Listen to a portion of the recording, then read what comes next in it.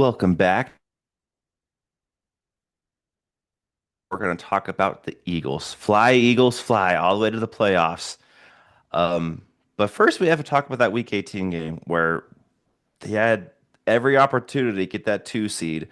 And I didn't watch the full game, but looking at the QBRs, I don't get it. But Josh Johnson had a much higher QBR than Tanner McKee. What happened, Lance? This was the game to coast and get the two seed. Well, that's a fair question, Andrew. I wanted to start off with a joke. Oh, okay. I like this. What does a Cowboys fan do when their team wins the Super Bowl? Wakes up from their dream. Wakes up from their nap and turns off their Xbox. Totally fair. I figured out my brand of jokes. It's gonna be things about my divisional opponents. That's what I'm gonna make my jokes Hey, about, I and like maybe it. some AFC North, but I'm gonna throw that in there. So I'm moving forward. Okay. But to your question, what a surprise this game was. A couple of things that I thought would be worth talking about because everyone's dying to hear my thoughts. I know it's really, really important. Um, First thing is, immediately after this game, the press went and talked to players that didn't play. And the unanimous consent from the players was, yeah, we didn't want to play. Even giving up the two seed, I was honestly shocked how much they stood behind the coach. So, to be honest, I don't know if that's a good thing or bad thing.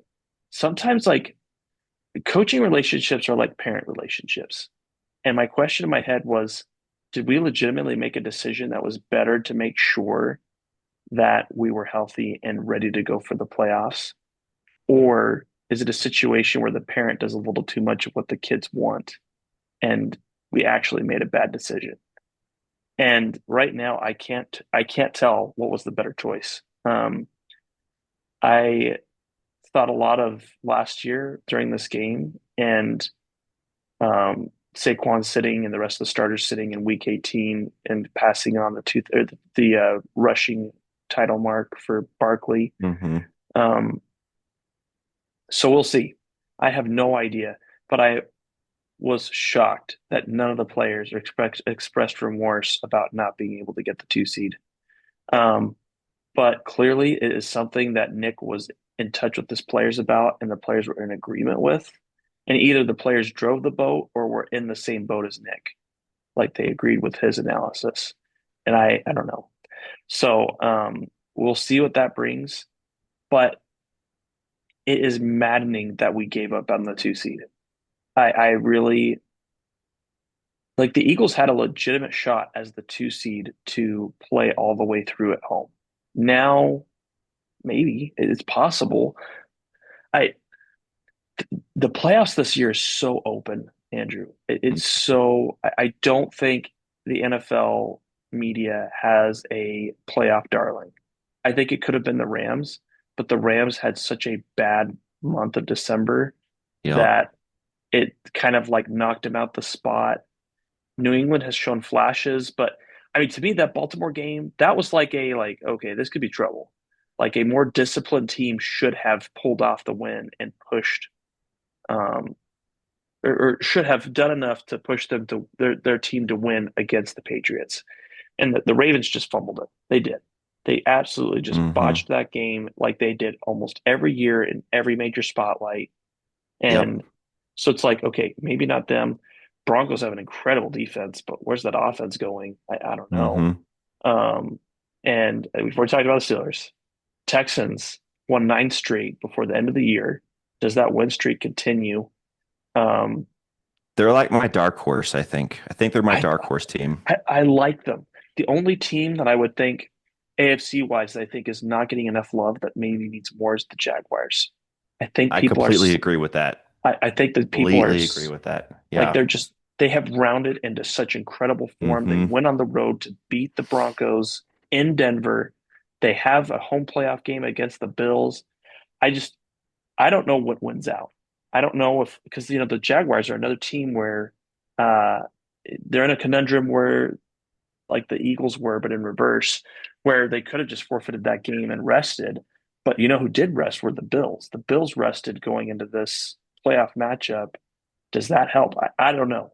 I I Yep. think it's going to be tough for Buffalo to go on the road to play Jacksonville. So anyway, all that's to say, I think seeding is going to be incredibly important in this playoffs. Maybe I'm wrong. Maybe rest will be a bigger factor, but I am all about taking the easiest path to get to the Super Mm-hmm. Bowl. And being at home is the easiest path. So um, we get to this game. Tanner McKee starts. The first thing I want to say on Tanner McKee is he like tanked, torpedoed his draft value this game. He did Mm. not play awful, but he did not play inspiring football. I realized that you could argue that he didn't have the supporting cast to play as well, and that's fair. Like that is absolutely fair. The Tanner McKee was playing with backups against mostly starters on the Bears defense. Um, but one prime example at the end of the game, he's got a must-have throw. He's got Granson, one of our backup tight ends, open, and he just overthrows him. Just completely Mm. overthrows him. It's a turnover on downs. That's pretty much the end of the game. A very frustrating sequence. There's another sequence where the Eagles are driving to score a touchdown, and we have a young receiver, Darius Cooper, who doesn't do much of a taunt. And by the way, taunting has gotten over the top in the NFL with how much they're flagging. Like you shouldn't go up and absolutely like get in someone's face and instigate a fight, but to have no emotion after a play is Mm-hmm. crazy. But all that to say, Darius Cooper has to know the way that the NFL is reffing this year, you cannot do anything. Put the ball down, walk away, don't do anything. Don't give him any reason to give a flag to you so that way we can score. We were at like the 5 yard line, and that penalty took us back to close to the 20 yard line. Major difference. Tanner McKee throws an interception due to a miscommunication. I still haven't heard whose fault it was, but the bottom line is you can't afford to have mistakes, especially in the red zone. You have to score. You have to finish things off. Um, so McKee struggled, was not good on that front. Definitely frustrating. I was encouraged by our backup play from tight end. Granson and Grant Calcaterra had good moments. Calcaterra got hurt, and we have no idea what the injury status would be. Mm. Um, so I will say the Eagles had three players that got injured in this game.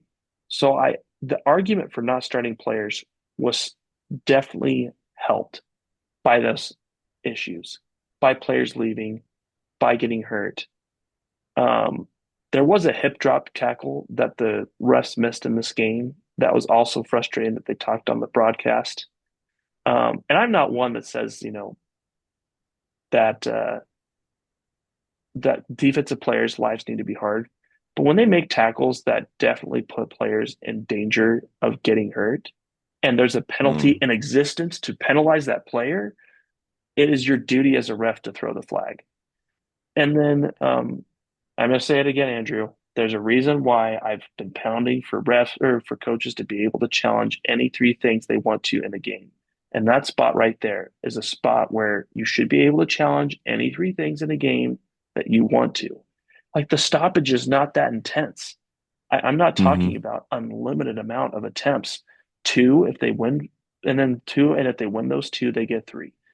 I just don't understand why there's no desire to have this.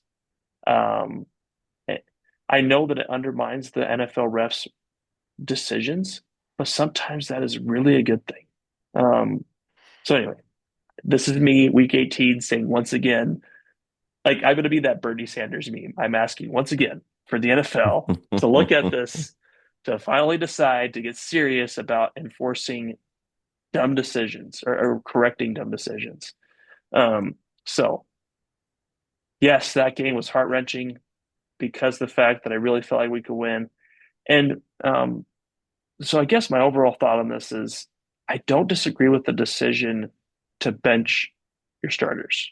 I don't think that was a bad decision. What I disagree with is I disagree with how the game plan was carried out. Mm. Tanner McKee was already struggling and he wasn't playing his best football. Bigsby did not get a touch in the fourth quarter. He was the running back that started for us. He had 75 yards rushing, had about 30 yards receiving. He was having a great game. So why would we not use him more? We had a lead at one point in the fourth quarter, but we gave that up. We just fell apart. Keely Ringo, we've talked about him somewhat on this podcast. He's one of our backup cornerbacks. So the Eagles drafted highly in the fourth round a few years ago. Man, Andrew, he looked horrible. He looked awful. He's unplayable on defense. He makes dumb decisions, and I don't know if he's not running full speed or if he just can't run full speed compared to these receivers. But he always puts himself in position to where he has to catch up, grab a hold of the receiver, and get called for pass interference. It's like almost a weekly occurrence. Jacorian Bennett was our other cornerback that played. He's someone we traded for from the Raiders in the preseason. Hmm. But Hmm. same thing, holding, pass interference. But our defensive backs, I mean, they joked about it on the broadcast, but they literally said Josh Johnson just needs to throw a deep pass and pray for pass interference because the Eagles are just giving up PIs all game. Um, so it's very frustrating in that front. But some encouraging things I want to talk about. Jordan Davis played in this game because we didn't have enough defensive linemen to be able to rotate through. Looked awesome. He looked fantastic. I'm so excited for him in the postseason to have him and Jalen Carter together. Um, he's done great. Jalix Hunt had an incredible interception. Like, I cannot believe he's a defensive end and that he plays so well in zone schemes. Josh Johnson was trying to throw away a ball that he kind of like threw near the out of bounds marker, but was still in bounds next to the receiver. And Jalix Hunt just comes roaring across the field. It comes right in front of the receiver and grabs the ball and falls to the ground to give the Eagles incredible field position. It was great. It was great. Um, and then the other thing I wanted to mention was Devontae Smith got in this game and was able to get his 1,000 yard mark. So That's congrats good. to that Yeah. dude. Hmm. That's amazing. On that front, as I've mentioned before about AJ Brown reaching 4 years of having 1,000 yards, this was Devontae's third year of getting 1,000 yards. That's So awesome. congrats, man. What a huge Yeah. accomplishment to be tied for second in Eagles history for the most 1,000 yard receiving seasons. He's tied with Helen Carmichael and one other receiver. Um, but that's a big deal. Super happy Hmm. for that guy and being able to end on the note on a good year. So we'll see how much this carries over into the postseason. It's it's more annoying than I think aggravating and like making me angry that the Eagles lost out on the 2 seed. It's just aggravating. Yeah. Um, you got all the help you needed and you couldn't do your job. Um, I am concerned though with the Eagles getting away from the running game in this game.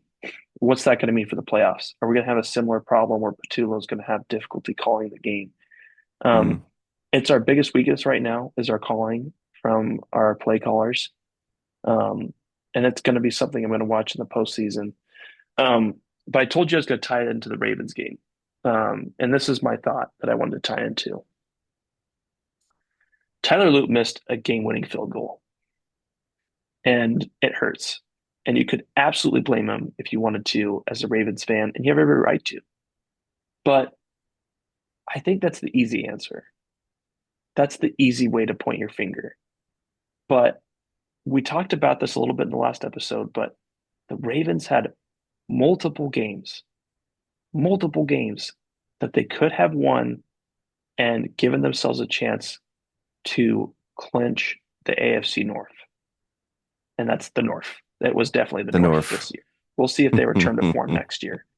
Um, but as much as you want to blame Tyler Loop as a Ravens fan, just remember you blew as a team multiple opportunities. Um, so don't razz and go heavy on this guy for one moment where he messed up, where overall he had a great rookie season and really filled in the gap Hmm. for replacing a former, mostly Ravens legend. Um, And that's an incredible accomplishment. But I just hope people don't take the cheese and just settle for blaming the kicker. It's deeper than that. It's a Yeah. bigger problem than that. You got away from Derrick Henry in the running game. Derrick Henry had fumble issues. Zay Flowers had inconsistent games where like he was great, like last week. But then there are other games where it's like, where's Zay Flowers in this game? Um, I do have a legitimate question. Are the Ravens cursed that anytime Isaiah Likely is getting close to making a play or likely to make a major contribution, that they will lose the game? I don't know what it is because Right. he had an amazing catch that sets up this kick Mm-hmm. and you miss it. I just feel so bad for Likely. I'm sure he's thinking, dude, I can't catch a break. Anytime I do something amazing Mm-hmm. for our team or almost amazing, something happens so that it doesn't work out. Um, so all that to say, tying it back to the Eagles. Eagles fans, maybe you want to get mad at Tanner McKee and maybe you want to get mad at the backups for losing the game. But the reality is, if we beat Chicago on Black Friday, that game doesn't matter. We win the number 2 seed. Mm-hmm. But because we didn't play our A game, I mean, it's frustrating, man. The Chargers, the Bears, the Cowboys, the Broncos, the Giants. Like that's 5 games right there where you're like, oh man, if we had just done our job, this game would not have mattered. It would not have added into the equation. We had a 3-3 record in the division this year. If that's one thing that I want to see the Eagles clean up next year, get that divisional Mm. record to be a respectable stance. Don't drop 3 games. You cannot drop 3 games if you want to be legitimately in contention for the number 1 or 2 seeds. Um, so I guess that all that's just to say that I hope people will in the Eagles organization will be willing to admit we got to play better football earlier. Don't be the Bengals. Don't wait till the end of the year to play your best football when it's too little, too late, because that doesn't do anything for you. Um, so we'll see what happens in the postseason. I'm not trying to sound like a Debbie Downer. I am somewhat concerned about playing the 49ers in the first round, but I'm not sure if that's the matchup I dreaded the most. But it's like if it's them that are a little bit better than the Rams, it just barely would I prefer to play the 49ers over the Rams. And the Rams, there's a Yeah. little bit of a concern in my mind because I think Matt Stafford has played like an MVP candidate this year. Brock Purdy's Mm-hmm. been good. I wouldn't argue he's been an MVP candidate. And also, Mm-hmm. um, I I know that there's a bit of history between the Eagles and 49ers that's going to make this game interesting. And I don't know what that means. The 2023 Eagles game or the game between the 49ers and the Eagles should have a little bit of revenge on their mind, and I hope they will.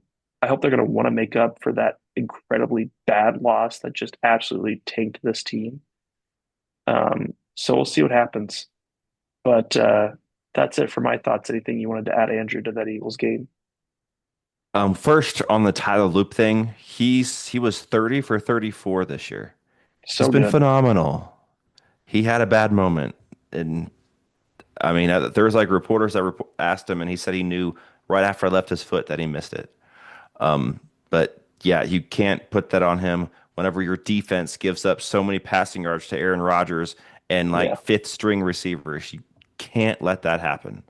But as far as the game itself, yeah, it sucks that you guys lost the 2 seed because if I had to choose between playing the Packers or the 49ers, I'd pick the Packers every single day. Absolutely. And but you know, you might see them in the second round. If they beat the Bears, you'll have them at home. If you get past the 49ers, and the 49ers are definitely gettable. It's not like they're this wagon of a team that is waxing everybody. Their defense is terrible. And if you can control CMC, you can beat them because Brock Purdy doesn't really have any receivers. He has a couple guys, but nothing great. And Trent Williams missed this game against the Yeah, Seahawks. he did. Now, that means he's going to have 2 weeks rest, so we should be fine, but he's not going to be fully healthy. And this team without Trent Williams is a different team. Well, and a couple of notes on that front. The 49ers just lost another linebacker, Yeah. and they could be without all three, not necessarily starting linebackers, but the linebackers that have been playing. Hmm. They could be without all three of them. George Kittle is also banged up.